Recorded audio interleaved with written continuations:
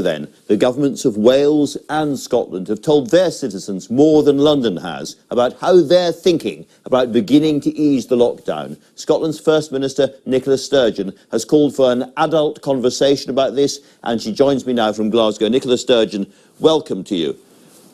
You've been pretty measured about the London government's handling of the crisis so far, but one of your MPs, Stuart Hosey, has been much less measured, and the SNP put out his comments in a press release this week. He said that the government's response had been botched, shambolic, too slow, too late, too chaotic, must get its act together. Is that basically your view as well? Look, I understand, because I'm First Minister leading a government, how difficult and how unprecedented this situation is. We're all trying to make the best decisions we can, undoubtedly getting things wrong along the way, as every government across the world will be. And I've been very clear about that from the outset. I'll make mistakes. Everybody involved in leading these responses will make mistakes. But it's really important we take the best decisions we can at every single stage and try to learn from that as we go. I mean, certainly right now, the measures that are in place are having an effect in suppressing this virus. We see that in the data we publish every day, hospital admissions and intensive care admissions. But it's too early right now to have any confidence that we could lift any of these measures without seeing the virus potentially run out of control again. And I think, firstly, it's important to be honest about that. It's also important to be frank that, you know, at the end of this 3-week period, there's no guarantee that any of these measures can be lifted. But as we do start to ease them, it's not a flick of the switch moment. There will be a real need for care and caution in a very slow and gradual process. And I think the more we can have that conversation in a very open and frank way, recognising the uncertainties and the difficulties of the path ahead, then the more likely we are to take the public with us as we take these difficult decisions. Well, let's try and have that open and frank conversation, Nicola Sturgeon. I'm not going to hold you to anything, nor do I expect you to make policy on the hoof. But, for instance, you've talked about reopening schools. Now, if social distancing is going to be applied to schools, then clearly far fewer pupils can be in each classroom than normal. Do you think we're going to see kids going to schools, maybe some of them only on Monday, Wednesday and Friday, others on Tuesday and Thursday and Saturday, or perhaps only some in the morning and others in the afternoon? How do you think it's going to work, or could work?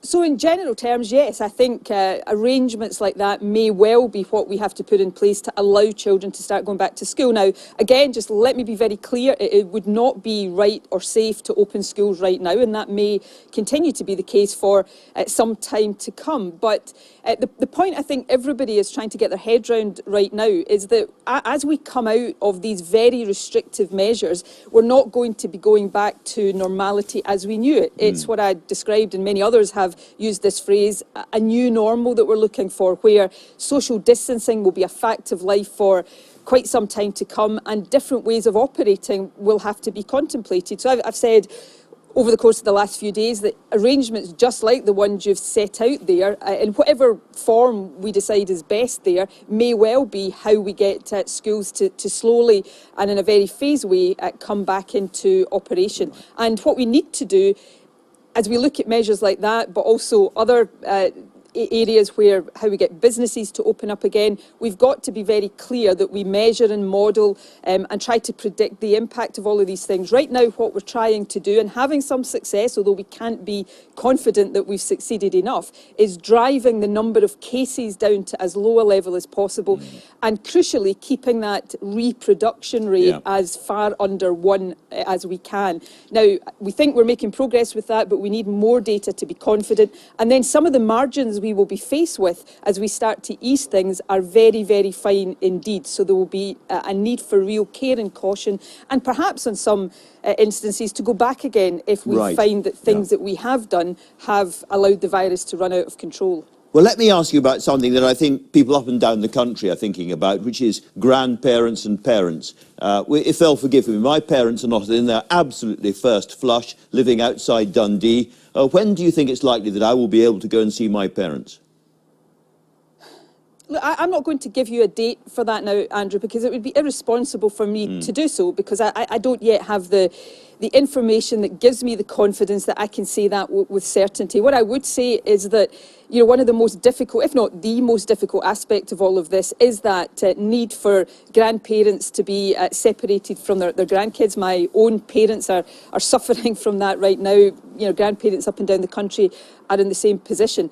Now, it's really tough, and nobody wants that to be the case for longer than necessary. And this is also a tough thing to say. This is about the protection of older people who we know are much more vulnerable to becoming ill and dying from this virus than other age groups. And I guess it's to try to make sure that grandparents are around for longer to see their grandkids grow up. But it illustrates very, very well just how incredibly difficult all of this is, which means these decisions, you know, don't get easier as we move on. No. They actually get tougher, because we may go from a position that we're in right now and need to continue to be in for a period to come of saying to everybody, stay at home, isolate in certain circumstances, to messages that might be a bit more nuanced, which makes the communication of them even more difficult. And that's why, again, I think it's so important that politicians try to share as much of this thinking and as much of the uncertainty as we can. One area of uncertainty is who you'll be able to socially mix with in the going. You've used the word a bubble of people. How many people do you think will be in that bubble? How many other people will we be able to have a conversation in person with?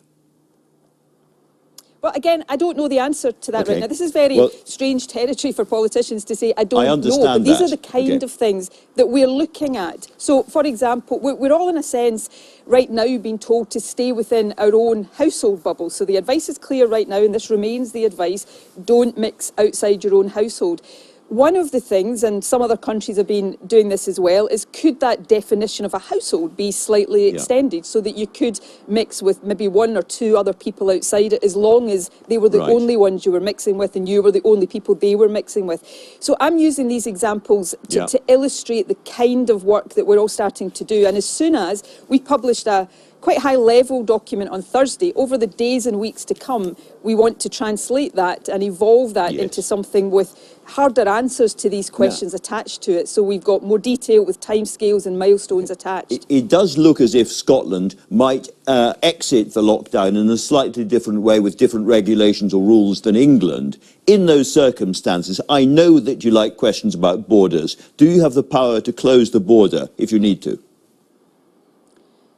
I don't have the power to close borders, but these are discussions, of course, we want to continue to have with the UK government. And on this question of will Scotland do things differently, not for the sake of it, we won't, only if the evidence and our judgment tells us that that is necessary. Now, that would mean if, and it is an if, I'm not saying that we're likely to get into this territory, if the UK government took decisions that I thought were premature in terms of coming out of the lockdown, then clearly I would want to make sure that Scotland did what I judged was best to protect the population. But the virus doesn't respect borders or boundaries, and people travel freely across different parts of the UK, and that's why I think it has been important, as well as for the simplicity of messages, to have as much consistency across the UK as possible. And I think that's still the starting point, but we all have to take decisions that we judge to be right. It's not political in any way, shape or form. All right, let me talk to you about testing, because originally you said you were going to have 10,000 tests a day by the end of April. Then you downgraded that to 3,500 tests, and you're still below 2,000 tests. Testing is not going well in Scotland, is it?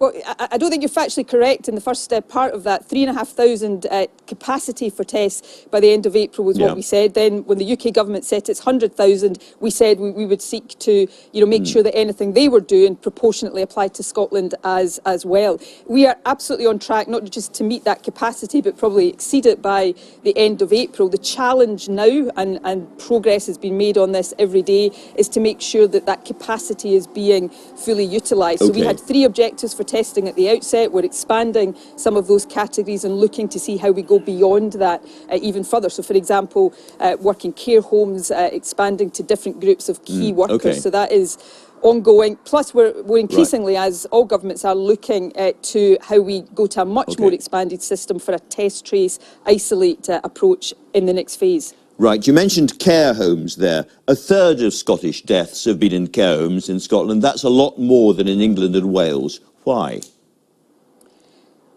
Well, look, I don't know what the England and Wales figures are entirely based on. 10%. Okay, but I'm not.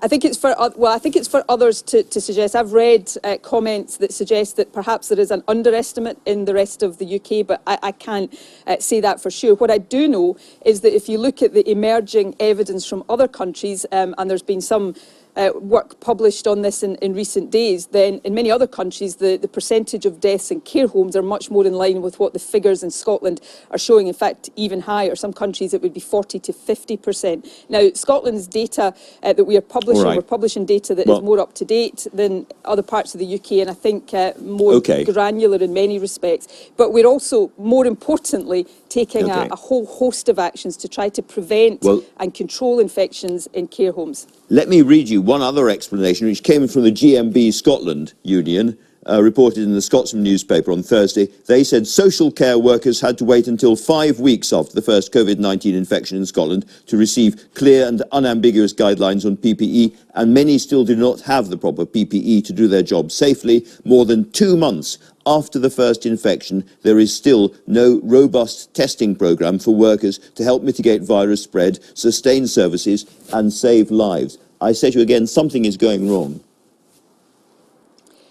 Look, I would challenge some of that, although we talk to the GMB and others on an ongoing basis, because I believe the responsibility on me and government is to respond to any concerns and try to address them along the way, which is what we have been doing. There's been clear guidance in place for the management of infection in care homes for some time now. And remember, care home providers are in the prime position here to make sure that they're protecting their staff and their residents with the support of government. We've been working to make sure not only that we have the supplies of PPE, but they're getting to where they're needed. We've put new supply distribution routes in place. We now have been delivering PPE direct to care homes as well as through local hubs. So this is work that is evolving on an ongoing basis, because the responsibility to make sure health and care workers are protected is one of the most important that any government bears right now.